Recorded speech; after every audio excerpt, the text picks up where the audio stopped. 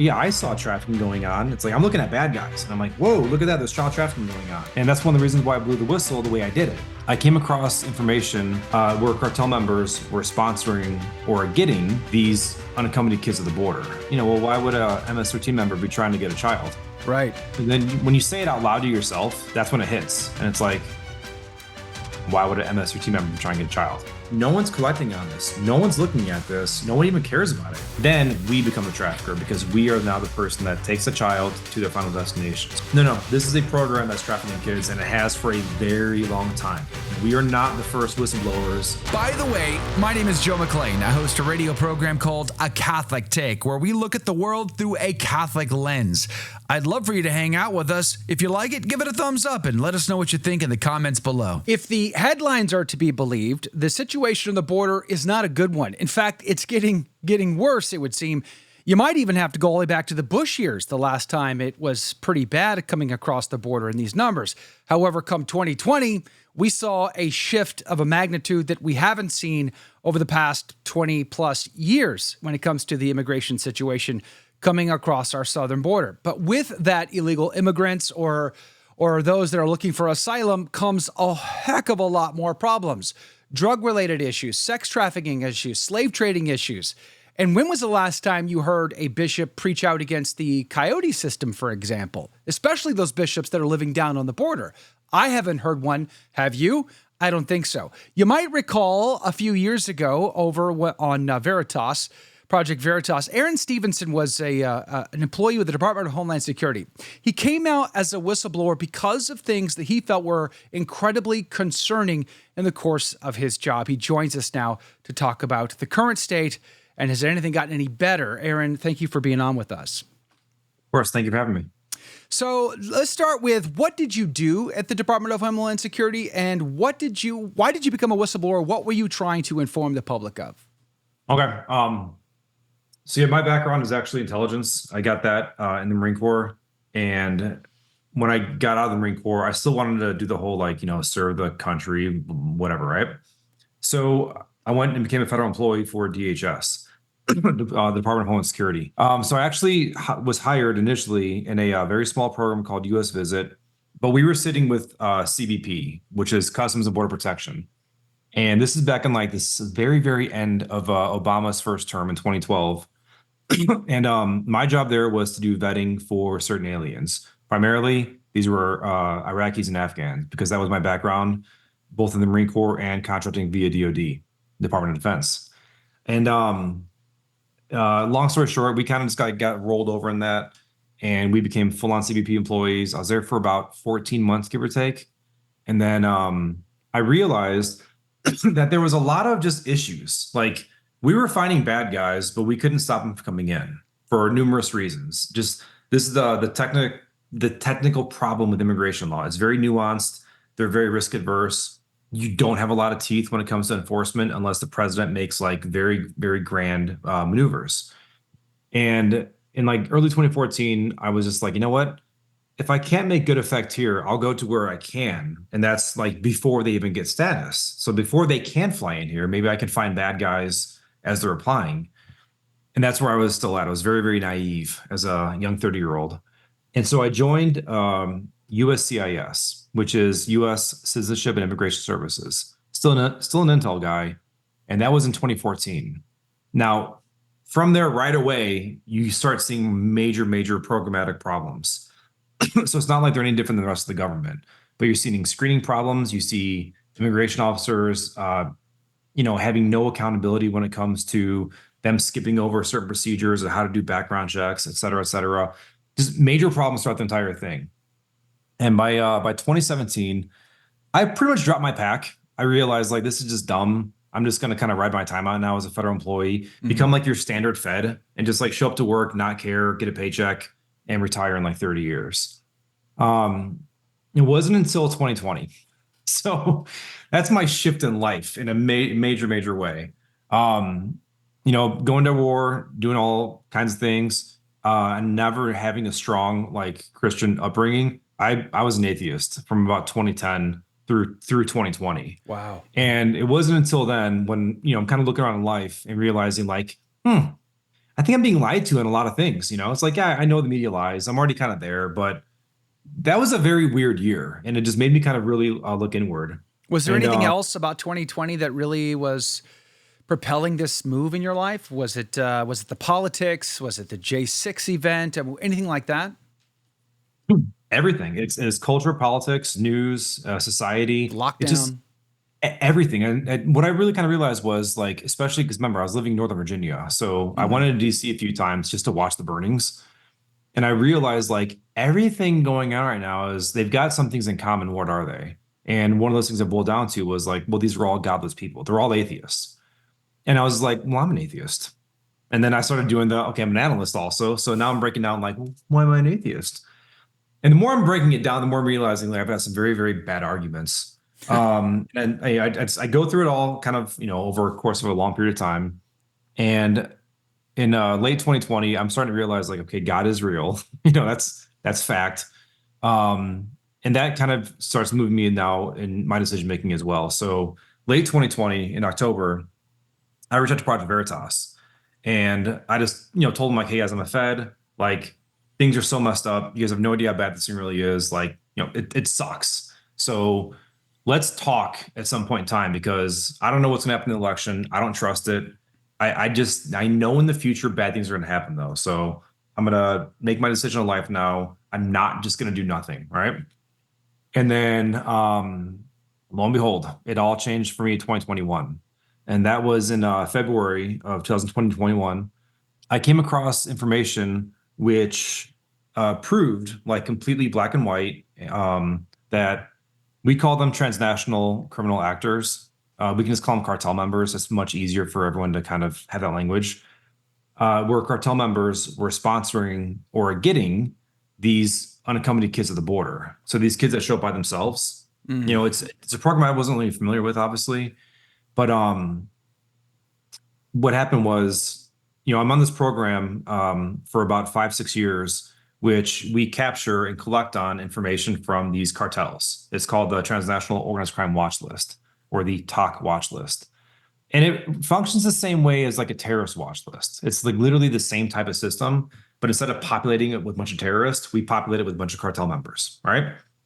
And we can collect on a lot of great things. We can find out their flight records. We have their biometric information. So anything they do anything with fingerprints or like a face scan, we can find these guys. We have their alien number. We have their all kinds of good stuff. And when you sponsor these children, when you apply to get these children, you have to give your fingerprints up. So in February 2021, I see one of these like come across my email system because I get every single one of these records. Mm. And I'm just kind of going through it, Intel guy, whatever. And it only comes across as a code. And I wasn't really familiar with it. It just says, 6 USC 279 UAC sponsor. Very tech, very kind of just like, all right, whatever, no big deal. And it wasn't until a month later in March of 2021 that I see another one of these things come across again and it had that same code. And I was just like, I remember that. Like, what is that? So I look for it in my inbox and I've got none throughout, again, like 2015 to 2021. And I'm like, okay, well, what is this thing? Is this like a new thing that we're doing? Is this a new program, part of this watch list? Like, I don't know. So I Google it, because I don't know what it was. And it comes back with, the US code, 6 USC, 6 US code, talking about these kids at the border and what happens when they show up by themselves and whatever. And I work in the immigration world. And I'm like, I don't know what this even is. So I'm Wow. asking around my colleagues, like, hey, do you guys deal with unaccompanied kids? And they were like, no. And they're asking, like, is that like a special immigrant juvenile? Is that like a different program? I'm like, no, it's like, it's a thing. It's like an actual, it's in the code right here, right? They had no idea. Hmm. And so, I would know, I guess no big deal. But I'm looking at it, I'm kind of wondering, like, well, why would a MS13 member be trying to get a child? Right. And then when you say it out loud to yourself, that's when it hits. And it's like, why would an MS13 member be trying to get a child? And so that is what kind of like starts the scratching around now, if you will. I see another one of these records a month later. So in April, this is the third one in 3 months. And I'm looking at it and it's just like, okay, this is the third gangster or the third cartel member trying to get a child. So now I'm reaching out to the rest of DHS. I'm calling like CBP, House and Border Protection. I'm calling ICE, the enforcement guys. But I'm also hitting up like the rest of the Transnational Organized Crime Working Group. because that's a whole of government approach. This program is not just done by DHS. So we've got partners from DOJ, FBI, the Terrorist Screening Center, Department of Treasury, Department of Labor, State Department. Like a lot of people are involved in this thing, and I'm calling these like the main headquarters, asking like my colleagues over there, like, are you guys tracking this? Because like this is just started happening. It's getting kind of weird, and everyone was like, no, we're not doing this thing at all. And so I'm looking at the records now of these cartel members, and this is going to be true, by the way, for everybody that I found. First off, they're all illegal aliens, all came across illegally, and they all have been removed from this country previously. Okay, so they're actually exploiting a loophole of defensive asylum. But on top of that, I'm looking at the records and who these guys actually are, and it's not just one gang, and it's not just like one part of one city of one country. So this is not just like MS-13 from El Salvador. It's not just 18th Street Gang from like Honduras. It's 18th Street Gang. It's MS-13. There was a Romanian dude. So there's all these different gangs from like 4 different countries trying to get children from this one program. So what was the common denominator on all of that then? Well, so again, there's two kind of patterns. One which is chaotic, makes no sense, and one which is like, okay, we can actually see this pretty credibly here. The one you can see very easily is, again, they're all illegals. They all crossed illegally, and they've all been previously deported, and they're now utilizing the defensive asylum process. That's key, and I'll come back to that in a second because I'm going to really nerd out on that one. The part that makes no sense though is these are coming from different areas of the different areas of the world and different gangs. That's the big part, because most gangs would never share their profits with a rival gang. It would not happen, right? But they're using the same system and the same like supply, if you will, to get these kids. And that's where I was like, that was the big one for me, where it's like, that makes no sense, because there's no gang fight going on. There's no like big battle or like increased violence or more shootings or anything else like that at all. They're just all kind of going to the same source and taking the same product. If this was a new drug, there'd be a gang fight because they want to control the products so they can maximize their profits. But now it's not happening. And exactly, that's the part where it really kind of like, screwed me up. So I'm just going to kind of fast forward this part now. I do the interview with Veritas in July 2021. That comes public in August of 2021. And by the part in time where it got released, there was 9 members on this watch list trying to get children. And this is where it's actually important. The watch list itself, like the actual list we have of cartel members, we limited it. So the US government caps it at 40,000 people. The terrorist watch list, I'm sure you know about, right? We hear about all the time. The terrorist watch list, terror watch list, whatever. That has no cap on it. Like, there's no threshold to the amount of terrorists in the world. Therefore, we would never say, like, don't put more than 1 million on the watch list. That thing can fly up to as many as you want. But we cap the TOC watch list, that cartel watch list. And we do it because that's just government policy. It's a long story. But there's another sinister thing about this watch list. Not only do we cap it, if you are in the asylum process, you're supposed to come off that watch list. And you do. It just takes a manual process.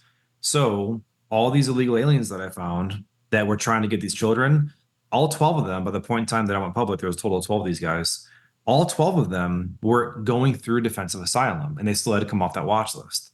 So by the fact that I was seeing this is actually kind of like its own little thing. So me seeing a record every like 3.5, 4 weeks, me seeing one of these encounters where it's like a new gang member trying to get a kid, new gang member trying to get a kid, that's actually very, very underrepresented because they're supposed to be coming off the watch list. So in reality, it's more than likely there are more guys that have come off the watch list that are getting these kids.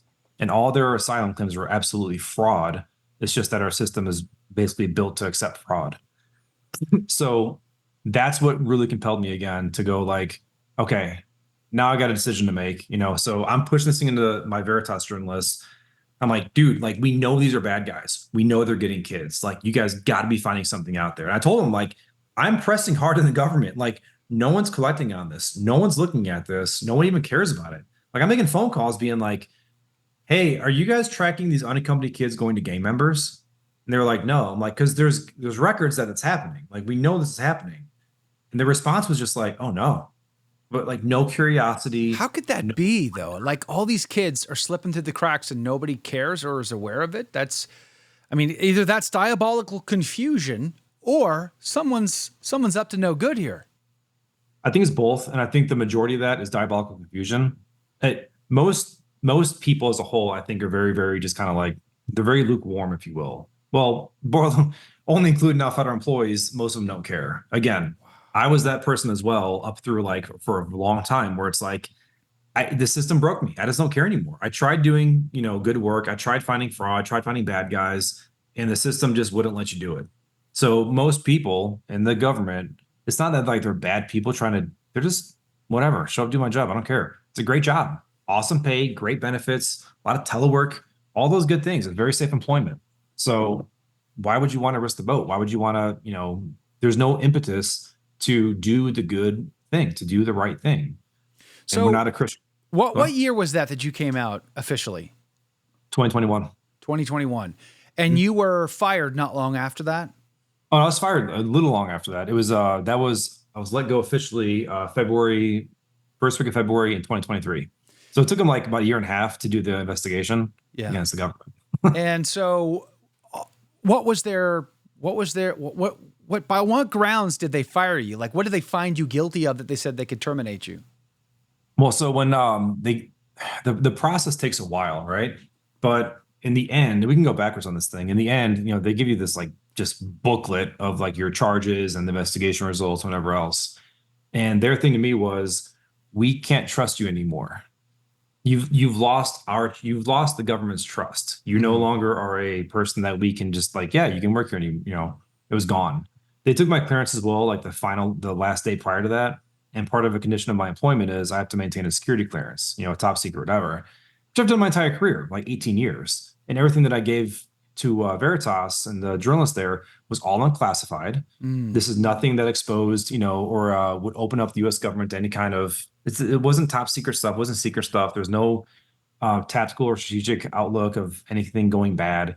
This was me exposing a problem, and that was it, right?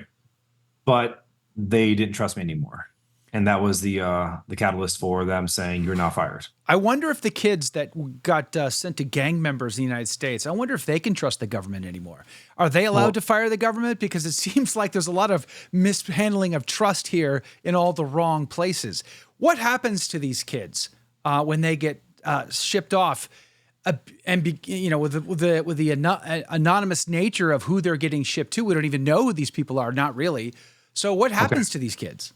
Yeah, so this is where it gets this is where it goes like bad to worse, right? Because again, like I'm looking at it as bad guys are getting kids. I didn't realize the size and scope of it, but I also didn't realize the process, the actual function and system that this thing operates as.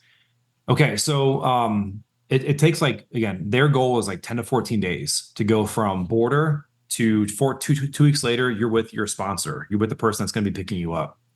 But the way this thing works is, these kids show up at the border by themselves. Okay, well, they didn't walk there, and they're not with their parents. They go as part of like a caravan. They're being handled by their trafficker, first off.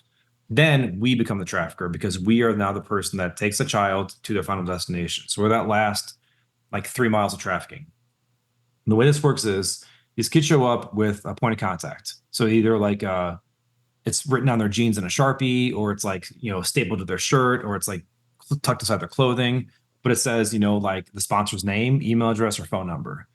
And then DHS takes these kids, they have them for 3 days maximum, into where they're basically just processing them and giving them vaccinations. They're not actually like anything else. There's no care for these kids at all besides, 3 hots and a cot, basically. Then they're given to HHS, and that's the Department of Health and Human Services.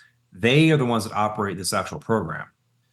So quick little bureaucratic ladder. It's only 2 rungs down. You have Department of HHS, Administration of Children and Families, and then the Office of Refugee Resettlement. That's who controls this program. And so inside of there, they do all the case management. They do the logistics. They do all the phone calls, the interviews, the background checks, all that stuff that they don't actually do, or they do really, really ineffectively and non-universally. So they take that information, they call the sponsor, and then they align, coordinate, and ship the kid off to that sponsor. Okay. Wow. So there's never any FaceTime with these people. It's not even done on FaceTime. There's no There's no control of the process. And I'm talking from verifying identities to verifying like the actual location or safety of where this person lives at that would be getting the kid, their relationship to the child, like that doesn't exist as far as anything that's, confirmable. And then they hire out contractors to fly these kids from, this little camp to wherever they're going inside of America. Now, there's supposed to be follow-up phone calls, which if they do, doesn't matter because all they do is they don't give it to the case manager who has intimate knowledge of the person and the child. They give it to a whole new system. And these people just get a stack of, phone numbers every day and make phone calls. Hey, is Juan with you? Hey, is Maria there with you? And if they answer the phone, if that phone gets answered, they count it as successful. Like, okay, cool, yeah, the kid's safe. That's the benchmark of if the kid's okay or not. Wow. Is if somebody answers the phone.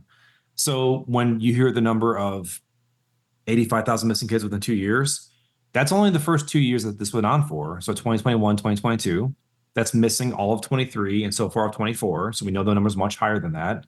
But on top of that, if someone just answered the phone and lied, well, guess what? That kid's actually unsafe, but was marked as safe. So again, we know that number is just astronomically larger than what it actually currently is. Now, next big part, though, it's a problem.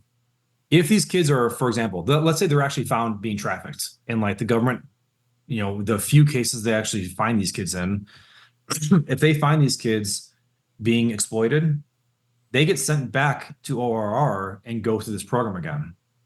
They don't get shipped back home to their home country, even though they are begging to go back home. They want to go back to their families. We don't have a mechanism to do so. So we don't. Wow. So that's what happens to these kids. They get just recycled back to the system again.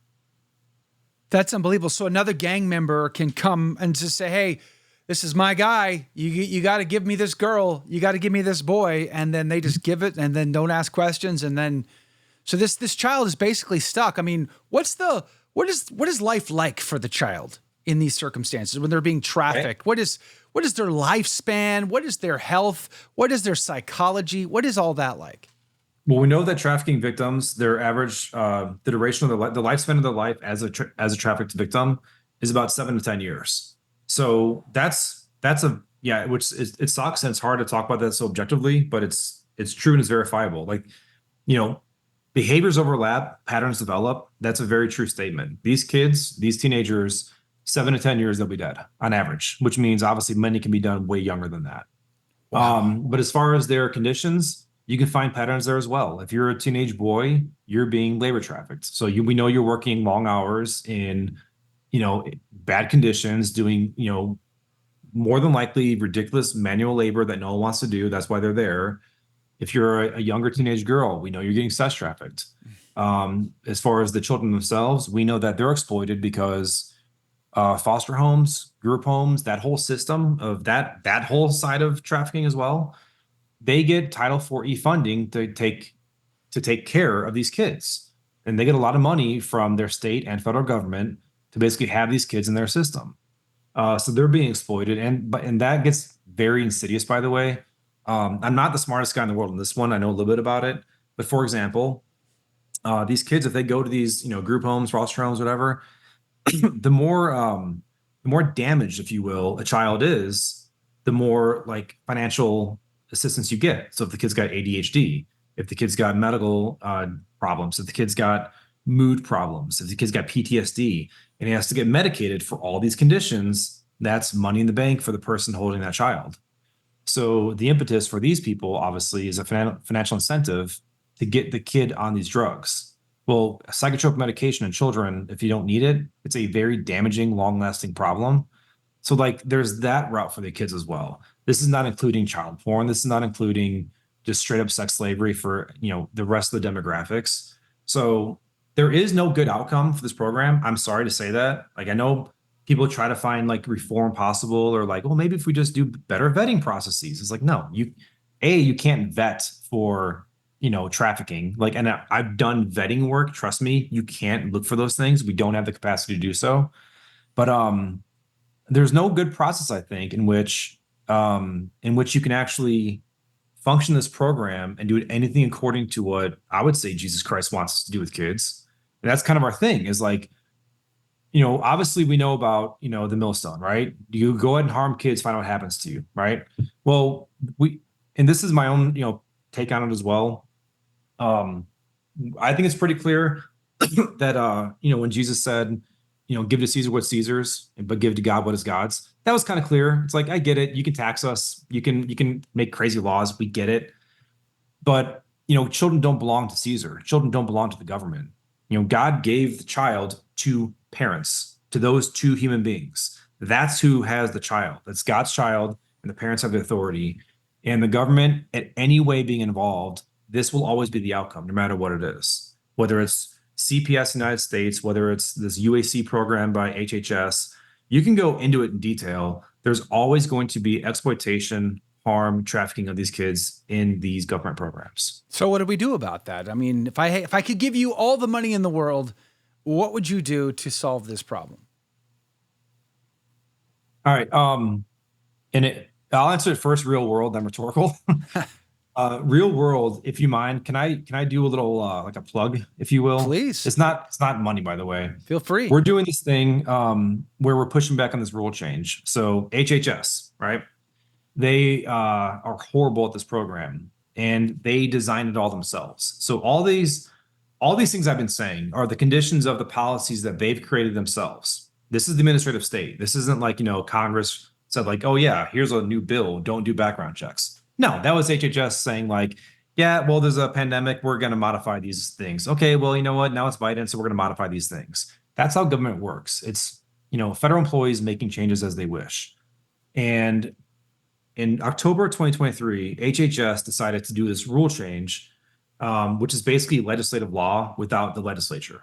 So they said, we're going to do this rule change, and we're going to essentially codify this entire program into law. Therefore, this will become the new U.S. code. So to undo all these changes would have to go through Congress or another instrument, which is going to be possible because of the way the state operates. So we got wind of this thing because very good American, very good person. They saw this rule change in the Federal Register. They knew that, myself, Tara Rodas, W. White, Carl Soriano, Myra Moreno, we're all whistleblowers on this program. And they were like, yo, you guys might want to see this. HHS is about to do some like shadiness here. And so we saw that, and we decided to push back on it. So we created this campaign for people to leave comments in the Federal Register saying like, dude, don't do this, right?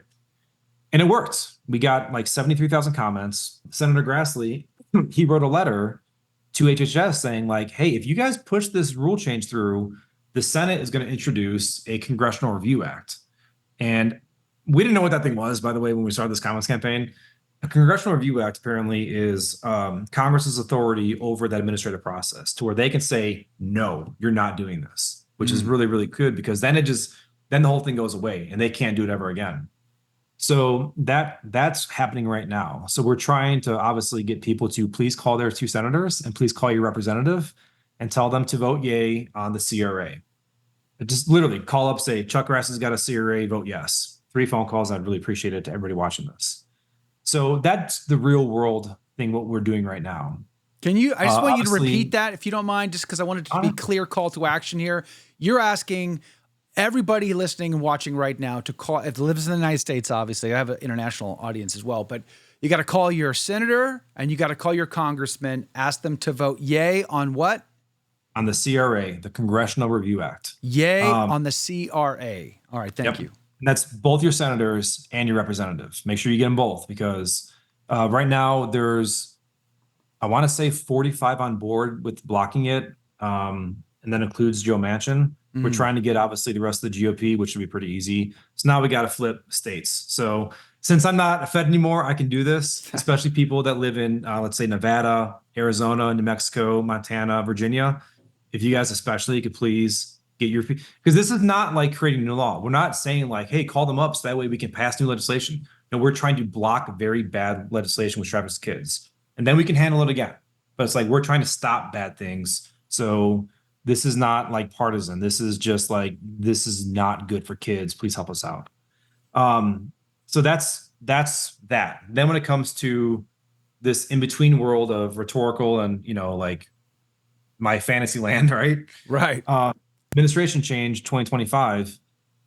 I'm trying very hard to get back into the system because A, I know how it operates. B, I understand how the system actually functions, but also, I care about this a lot. And this is one of the things that I pray about every day is to try to get back in some capacity into doing so because I don't see this happening without Jesus Christ. This is one of those things Amen. where it's like, no, no, no, no. This is not human beings that's gonna fix this. This has to be led by Christ. So I that's just how I see it personally. But when you say Um, get back into the system, can you define what that means? Are yeah, you become trying a to, federal employee. you want to be back into a federal employee? Do you think if you got another shot at that, do you think that you would get to do something different this time around? Do you think that you could find a way to create either awareness and or interest on behalf of federal employees to care about what happens to these kids at all? As far as the awareness part, I'm very well beyond that. I'm not a person that cares about it anymore. People that don't care about this, all of a sudden being on my team, it's like, no, no, no. You'll be told what to do. So I would rather not be in charge and lead it myself, but definitely be involved in a ways, and I'm being very nondescript on purpose because I've Sure. already written up several ways you can do this. Mm. But basically, create a process, a function, a team, if you will, which identifies all the kids, identifies all the traffickers themselves, so that way you can find all the kids, find all the bad guys, save the kids, arrest the bad guys. But then also, again, there's this system, there's the infrastructure itself. How did this all happen? Where are the ways that we can squeeze on this to destroy it forever? Because it's like it's not okay that NGOs got hundreds of millions of dollars to do this. That's just not okay. Um, so yeah, that's the third part of it. So again, to be saving the kids, Yeah. arresting all the bad guys, and then giving it to whatever body of government, whether it be DOJ or state attorney generals or Congress. Hey guys, here's all this data that we found that was going on of these kids. Fix it, and that's what I want to do as far as that. But as far as saying that simply, so in my beautiful world now where I'm in charge of everything, it's very simple. If you don't want HHS to traffic kids, you don't give kids HHS. This program has to be ended. So stopping the supply is going to be critical because until you stop the flow of kids, you'll always get them trafficking. So stopping absolutely, and then you can find everything else inside now. Okay, So so I would is that possible though? Like if you had everything you needed, I mean, real world answer, is it even possible with the best, the best funding, the best intentions, the best people, the best assets, resources, or whatever, the best of everything, can you actually stop that problem? Or is it so far gone? Is it so bad now that you might, put a dent in it but not solve it? I mean, no, what's you the can. reality? It's absolutely stoppable. It's Okay, absolutely that's good stoppable. news. Because again, it's a thing that we created. So it's not like this is part of like the Second Amendment, or this is not part of the Eighth Amendment. This is not going to violate anything at all when it comes to like the framework of the way our Constitution operates, the way our government's structured, even the administrative state and all its complexities of how they actually operate in the government. No, no, this is a program that's trafficking kids, and it has for a very long time. We are not the first whistleblowers to disclose these things. We were just the newest ones about more updated damning information. Mm. This thing's always going to be trafficking kids. So it's just like the moral argument is with stopping and ending it entirely. And if people are on board with saying things like, yeah, get rid of Department of Education, that's an entire department. We're talking about a simple program. You know what I Yeah. mean? So it is 100% stoppable because all it involves is going, okay, you're done. Now, yeah, it's like you guys don't have jobs anymore. Whatever. I don't care because look what you guys are doing. But no, it's absolutely stoppable.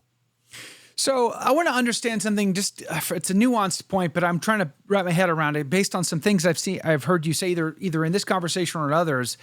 Is the big issue because when I look at you're not able to see my screen, but I'm looking at a Statistia, a graph that shows at 2020 we went hockey stick high in illegal immigration coming across the border.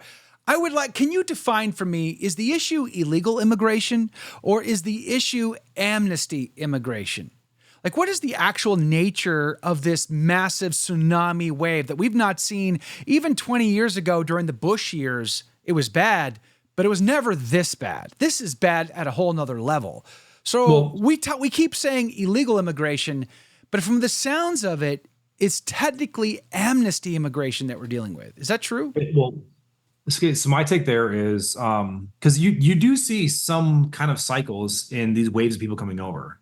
And personally, and this really is just my take, but I've looked at it a lot. I've kind of studied it. I'm not looking at it as, a lot of people will say like, oh, the Democrats want votes, right? Therefore, we have to bring all these people in. It's like, yeah, but yeah, I'm sure they want that. They can take advantage of that.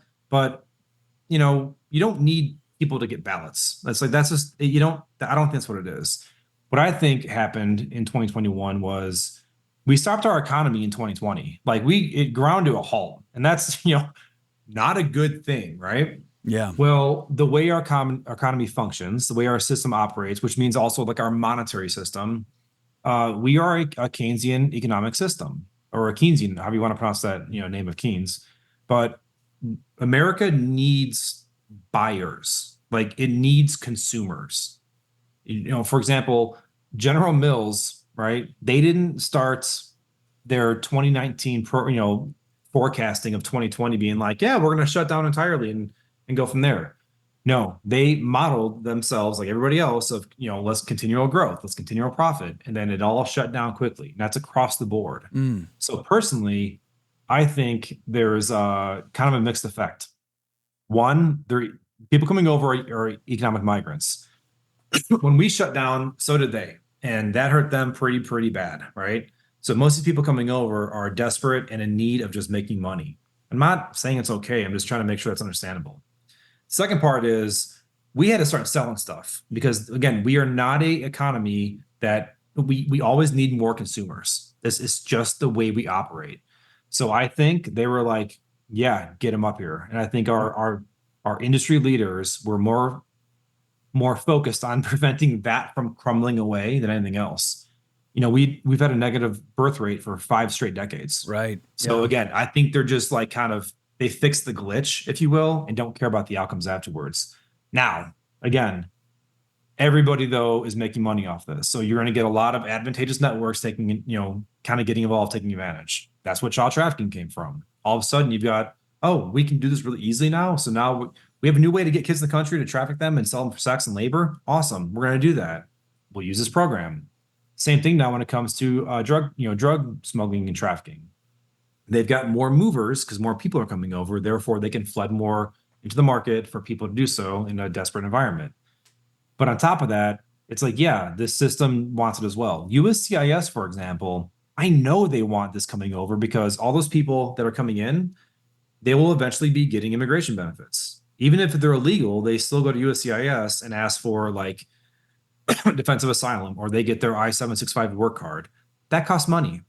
And so when they had a year of operating, in the red because 2020 it all shut down. Right. Well, now they've got a financial problem. Now they got to fix this glitch of like, woo, we need money. Well, guess what? They're not going to look for fraud because now they've got all these aliens coming in, giving them money for their immigration benefits.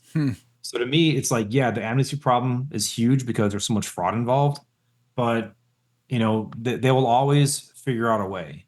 And one of the things that blew the whistle on also was they USCIS, sorry, I will say this, Secretary Mayorkas and Attorney General Garland, they made this rule change once again that they were going to change the authority of defensive asylum and take it away from immigration judges and give it to asylum officers. Well, immigration judges, they're not picked by the president, but they're picked by the AG, right? So there is at least some political accountability there. Like if you swap out the AG, they can swap out the IJs. So there's something there at least. Asylum officers, no, that's a federal employee. That's hired in its own little process by its own little people, which already has a culture of open borders. So by giving authority of asylum to these people would be just amnesty without the word amnesty. And this rule change was created by the Asylum Union. And I blew the whistle on that saying like, guys, this is like so far beyond like the norms of government. Like this is insane, right? But these guys they don't see it as like, oh, we have to find fraud. They see it as I have a career ladder now. Oh, I can get promoted in my job and I can manage this new program I'll create. That's what I mean by like everybody involved is looking at it with their own self-interest. It's almost like people are greedy, right? Yeah. Everybody's looking at it in their own self-interest of how they can exploit it themselves to further their pocket or their profession.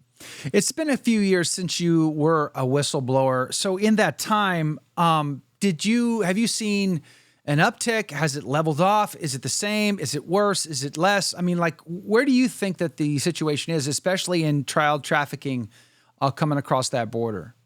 Definitely getting worse, without a doubt. And I can say that because of just the rate itself.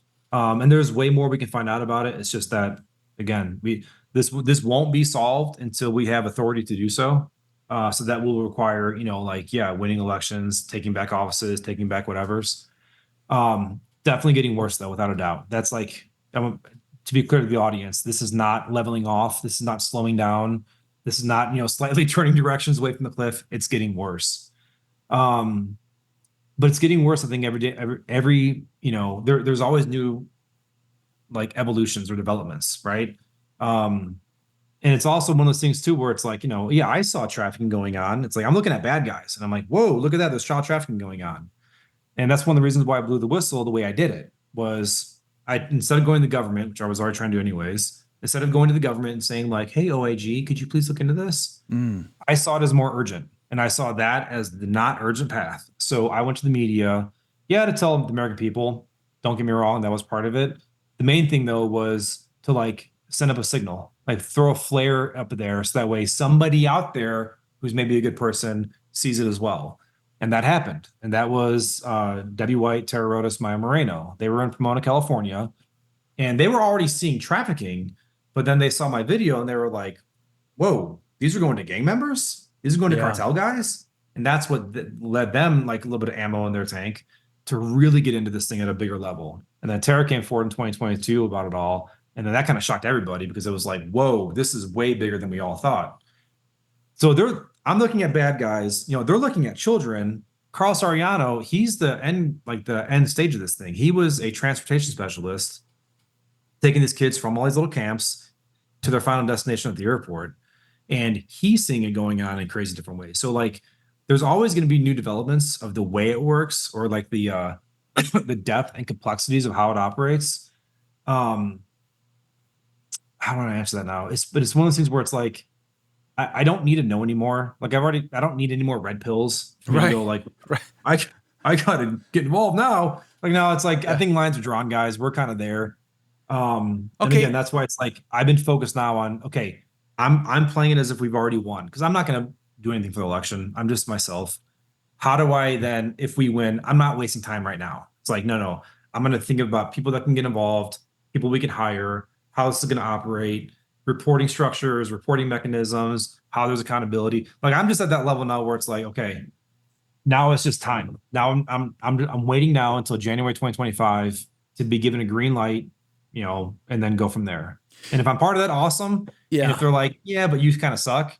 Cool. Here's the idea. Please use it anyways. I'm okay with that too. I think a lot of Americans would mistakenly think that, if I just vote, for the right guy, this is all going to just improve. I'm definitely not in that camp. I feel like we swing back and forth, but not a lot changes, right? Like you vote R, you vote D. How does that change what the CIA does in Africa? Nothing changes there. And certainly, as I said, looking at the stats there, George Bush's numbers on immigration weren't great. Obama did see a decline during the Obama years, skyrocketed during the Biden years. So I set that up to say this. Do you think that if Trump were to get another 4 years in office, do you think that is a net positive? Do you think it's a negative? Do you think it's neutral? Doesn't matter either way? Okay, so the big thing there is going to be, of course, like I would say yes, but it's so yes, but because as we've learned, I hope by now, it's not just the president, it's the system. You know what I mean? The most important part of a system is not the parts of the system, it's the interconnectionness. So to me, it's more of like, hey guys, when we talk about the deep state and how it's real, like that's got to get fixed big time. So personnel is a huge matter. President come in all day long, right? Every single executive order. Well, until the clerks do their job, it ain't happening. So there's got to be, obviously, I think, people that care first off, but also, I guess it's a different take. Not in the way that the right-wing government people used to think, where it's like we're going to win the argument. Like, no, we're going to win the system now, guys. That's the way it's got to work. So the way I see that happening is yes, but so if the president now looks at this, realizing like, okay, look at the mistakes of the first term, look at all the things that happened, maybe instead of winning the media narrative, we just start controlling the function and process better. Who cares about it? Most people don't care about the media anyways. So it's like, who, if we were to implement, for example, one of the ways that I envision this thing can happen, New York Times is going to come out and say like, oh, they're targeting whatever. And yeah, we're the ones finding the bad guys. And like, so don't play defense. Stop reacting to it. Play offense and do things that are those we're supposed to be doing. So yeah, I do see it as a thing where it's like it can happen. I'm just not saying that it will happen. That's like very big distinction, but definitely one direction more than the other. Earlier, you mentioned how many gang members were getting these children, and we don't know what happens to them after, which is insane to me. You mentioned MS-13, for instance. Bukele, he mentioned in his interview with Tucker Carlson, what was that, 2 months ago now, or whatever that was, about the satanic nature of the MS-13 gang and how they would offer child sacrifice in particular because their demons would command them to go find child victims. I mean, it makes you wonder, right here in River City, as they say. I live in Houston, Texas, and it's one of the major hubs for this child trafficking in America. How many children might be being offered to demons right here in my backyard, let alone cities all across America? It seems insane to me that anyone would be okay with this, number one. And number two, we're allowing it to happen on our watch. The fact that this is a partisan issue makes this even more disgusting to me. Would you say that's fair? I would definitely. And you're Catholic, I'm Orthodox, which is pretty close. Obviously, I do believe there is a major spiritual element to this thing. Obviously, it's not just cultural between like two different, races or two different countries. There's an absolute spiritual take on this thing. And that's something which is like, then it just, again, it makes me just like almost not understand it, because it's like, to answer the question as far as the numbers, I would always go at least with, if you're looking at any population of people, of these kids, up to 10 of them, I would say at least 65% are being exploited minimum. Wow. So if there's 10 kids in Houston, 6.5 are being, whatever. Now it's much larger than that, obviously. So I think it's much larger than that as well. But yeah, that was the part that I didn't know, for example, right away when I blew the whistle on this thing. I didn't know about the child sacrifice nature or the satanic, whatever the hell they're doing. I had no idea about that at all. That wasn't until later when I realized, it's like, yeah, I knew about MS-13, but I don't know they were that digging, that wasn't a big thing. Cause again, like that wasn't who I was as a person back then. I was, a brand new budding catechumen into the church. Right. Yeah. So, now that I know about it now, again, but that's what gives me like more of again, like I'm always kind of a stubborn person, but this kind of gives it a little bit more stubbornness, I guess.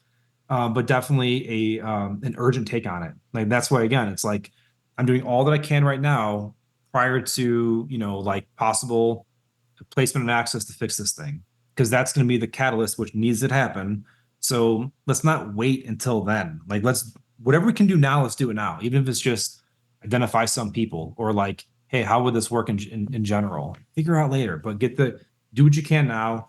I'm not saying that you don't have to have a plan, but if you don't do planning, it's never going to work.